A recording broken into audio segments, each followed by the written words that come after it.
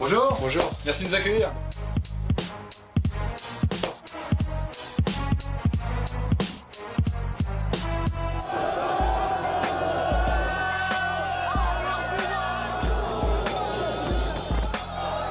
Florian, est-ce que vous êtes redescendu sur Terre depuis 2 jours? Oui. Il y a beaucoup de pression avant ce match, beaucoup d'attentes aussi. C'est vrai que cette qualification, ça nous libère, ça fait du bien, mais ça laisse des traces aussi quand même. Cette finale, c'est un rêve de gamin? Ouais, c'est magnifique. C'est magnifique, il n'y a pas de mots. C'est quelque chose d'incroyable. Au début de la compétition, on n'y pensait pas, et puis on a commencé à y penser, à rêver de plus en plus à chaque fois que les tours passaient. Donc c'est bien, c'est beau, mais maintenant le plus dur arrive. Donc il faut savourer, il faut être content, il faut être heureux, mais il faut aller la gagner maintenant. Vous n'êtes pas favori dans cette finale. On n'est absolument pas favori, on aura affaire à une très grande équipe. On donnera le maximum, on essaiera de créer cette surprise et de gagner cette finale d'Europa League.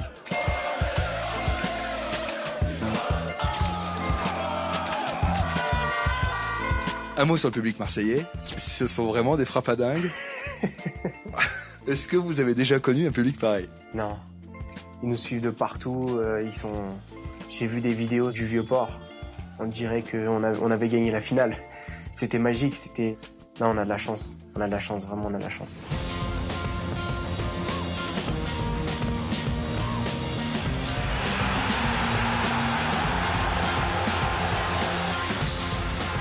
Je reviens maintenant à votre carrière perso. Si je vous avais dit en début de saison, 2e meilleur buteur du championnat, devant Neymar, Fekir, vous l'auriez cru? Non, c'est vrai que en début de saison, si on m'avait dit de signer pour ça, c'est vrai que j'aurais signé. L'année dernière, j'avais marqué déjà 15 buts, 9 passes décisives. Cette année, je m'étais fixé comme challenge de faire mieux. Je progresse un petit peu, on va dire. Et je me connais mieux, donc voilà, l'objectif la saison prochaine sera de ne pas s'arrêter là, de faire encore mieux. Il y a de la place pour les rêves? Il faut, dans la vie, il faut rêver. Mais avant de rêver, il faut travailler. Ça vient pas tout seul, donc je me donne au maximum et puis après, je me donne le droit de rêver. Sur le plan mental, il a quand même fallu être super costaud. Est-ce que vous réalisez ce qui s'est passé entre votre premier passage à Marseille et ce que vous vivez aujourd'hui? Oui, j'étais attendu. J'étais très attendu et c'est vrai que j'ai réussi, entre guillemets, à remonter la pente. C'était pas gagné d'avance parce que il fallait pas avoir peur de revenir. Mais c'est un challenge que je m'étais fixé et j'ai pas eu peur de le relever. Et aujourd'hui, c'est que du bonheur parce que ce que je vis, c'est magnifique. Le coach m'aide beaucoup, m'a beaucoup aidé. Il y est pour beaucoup aussi. Aujourd'hui, j'ai énormément progressé et notre relation, elle est très bonne et ça se voit sur le terrain. Il vous amène quoi justement? C'est dans le discours qui vous amène des choses?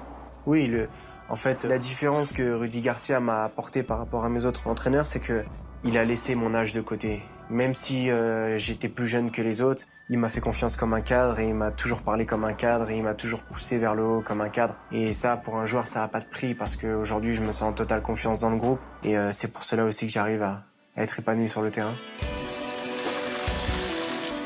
Je reviens maintenant à l'équipe de France. On est à 2 jours de la liste.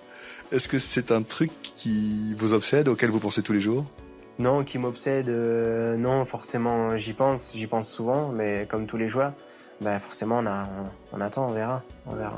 Mais ça veut dire que le jour où Didier Deschamps va annoncer sa liste sur TF1, vous serez devant votre poste ou vous allez attendre qu'on vous appelle? Non, je serai forcément devant mon poste, mais comme les années précédentes, j'ai toujours été devant ma télé pour regarder la liste de l'équipe de France, avant même que j'y sois. C'est quelque chose qui m'a toujours fait rêver, donc je serai devant mon poste télé comme d'habitude.